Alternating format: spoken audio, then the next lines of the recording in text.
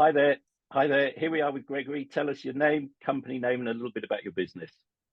Yeah, hi, Marcus. It's Gregory Marshall, and the company is Blackthorn Salt. We basically use seawater and we use a graduation tower to evaporate the water in order to produce what we think is amazing, tasty salt crystals. It is fantastic. So how did you get into the food industry? Oh, that's a good question. So salt has kind of been in the family for years, although we've just sort of imported it. And I think my mother is also a very good cook, and she's sort of cordon bleu trained. And I think sort of combining the two, about 20 years ago, I thought it would be a good idea to start producing salt in Scotland using what we had. And it's taken about 20 years to get to this stage. So it's been, I suppose, taken a long time, built up over years of research and then finally getting to the product in the end. So it's sort of almost by accident, but it's taken a long time to get there. That's a very common story. A lot of people sort of fall into it with a passion that sort of grows into a business. So yeah, fantastic. So what's Yeah. been a high point and a low point in the business so far? I think there've been plenty of both. I think. I mean, we've been very lucky to have been on some celebrity TV chef programs, which has been great. But I think that the high point that I always remember is as I said, it's taken us 20 years to get to here, to build the tower. Building the tower took a year. Getting the blackthorns in took a long time. But then actually tasting the salt at the final when it was finished and getting that crystal and tasting the first crystal and going, oh, wow, that is amazing. It is just as I hoped it was going to be, and not suddenly going, oh, crikey, that was a disaster. So I think that's probably the highest point, was actually at the end tasting something that was good. So it was a big And the risk low in point? The low point is probably actually came during sort of Brexit and lockdown, was when there was a shortage of cardboard, and all our product is packed in cardboard, and it was trying to source that, and it ended up being a 9-month lead time, and so we ended up running out of one of our products, and that was just infuriating. And having people wanting to buy stuff and not being able to sell it, I think that was the low point. But nothing we really could have done about it, I suppose. But everyone had these issues at the time. Good point. What's one thing that you would do differently if you could start again? Originally, when we started, so I talked about that first crystal I tasted, and it was amazing. The problem I thought of with it at the time was it was brown, or as Worley says, no, golden. I say, okay, so and I thought, right, okay, we've got to have a white product. Everyone thinks salt is white, so we better go and do stuff. So we ended up with lots of filters, and we spent months, if not practically a year, trying to make the crystals white. And we eventually got to a much whiter crystal, but the taste of it was awful. You'd taken away the tannins, which give you the flavor, this sort of earthy flavor to it, and you'd taken away all the other minerals as well. So you'd left with something that tasted awful. So I then just realized that actually you just got to be true to your product and just own it and say, yeah, it is slightly golden, and but that's part of the process, and that gives it the flavor. And I think that if we didn't do that, we could have launched a bit earlier and not faffed around so long ago. So I think that would have been it. That's a great piece of advice. I hear lots of sort of gurus on podcasts and things, and they all say failure to launch is a big problem. So yeah, just launch as quickly as you can. So yeah, great advice. Yeah. What one bit of advice were you given at the start that you would disagree with now, and what one bit of advice would you stand by? I was trying to think that I'm not sure it counts as advice, but someone did a few people told me it wasn't going to work, and I think at the time I was like, well, it's a simple process. It's evaporation. It's what we all do when we hang up our washing. It happens, and so it was just being told that made me research what I was doing more, made me look into what I was doing for, and made me sure of what I was doing, and so therefore convinced me that I should go and do it. So I suppose it was a challenge that I needed, but it was one that I disagreed with, which made me go for it. And I think one on the flip side of advice that I would stick with, I think there's quite a lot sort of always talked about money, making sure that you look at the money side of it, and that is absolutely true. And that sort of, I suppose, is what I think is a natural thing.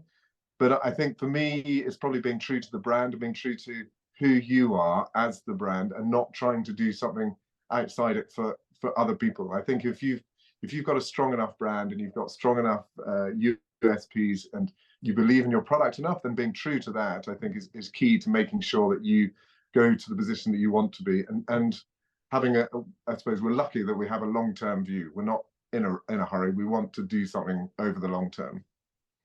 Perfect. What food brand do you admire and why? You see, it's a good question. There are loads out there, and I think the one that sort of immediately pops to mind is probably one called Mosgiel Milk, who just won the sort of top award in Scotland Food and Drink. And what they have been doing in the sort of dairy industry and the dairy sector has been great. They concentrate purely on sustainability and welfare of the calf and cattle, and what they're able to do is to sort of, I suppose, lead by example and show people that actually dairy milk can be, you don't have to go through the supermarket way. You don't have to be beaten down by the supermarket prices, and just build on the sustainable side, build on being true to the calf. And so they do a milk now that the calves stay on longer onto their mothers. So therefore that allows, it's much better well-being and stuff for the calf. But that also, produces slightly different milk. And also they embrace the fact that milk tastes different at different times of the year, and it affects differently because of the grass that is grown. And they embrace those differences and just talk about it and be true to what it is.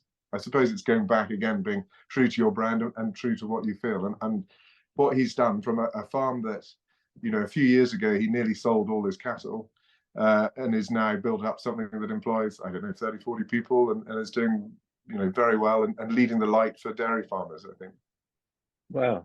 I worked in the dairy industry for 10 years, so I'm going to resist going off onto a 2-hour conversation with you about dairy cows. So what's your dirty food secret? Well, I don't think it's dirty, but other people think it's dirty. Is that I always, if I ever have baked beans, I always add butter to it, because I just think it tastes much better. Wow. You try it next time, Chris. I tell you, I am going to. Smoother. It makes it a lot smoother. But then I absolutely love butter, so I put butter on loads of things. But it just makes it smoother, takes away the tanginess. Next time, give it a shot. Well, I will. There we go. Right. Off to town this afternoon to buy some beans. Like what's his name, and the beanstalk. Perfect. No worries. And just quickly, what is it about the food club that you've liked and worked, and a bit about the food club? I think it was one of the we were one of the first to, well, you were one of the first with us, and I think it's been the advice and the honesty and the friendliness of it, and just being so open about it. And we speak to you guys, but we also speak to your customers, and it's that sort of open, honest relationship, and the sort of it's almost like talking to a friend. I think it's that atmosphere that you build up that I think we really appreciate and have enjoyed. So thank you very much for that, I think. But that's what I like about the drop shipping model. I mean, the thing about the drop shipping model, it means suppliers know where all the stock's going. They know which shop it's going to.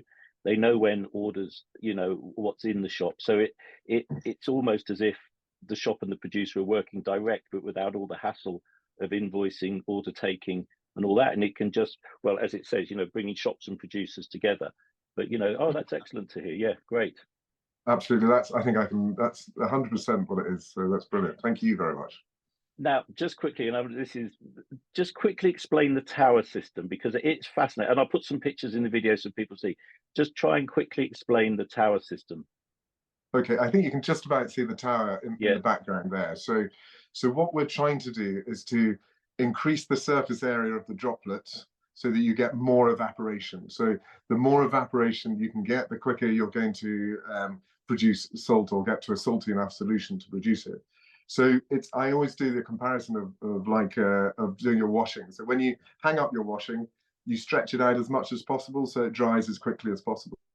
So it's the same thing. We are just stretching out the water, and we evaporate about 90% of the water using the tower. So as it trickles down, the air takes it away. It's a bit like a reverse Ribena, or reverse concentrate. You get down to that concentrate at the end, and then we take that off and put it in a pan just to form the crystals at the end. So we have a bit more control over those shape and size of those. Fascinating. Gregorie, thank you so much. it's been a pleasure chatting to you, and great stuff, and we love the salt for sure. Oh, that's great. Well, thank you very much, Max, and thank you for having us. That's very kind. Cheers.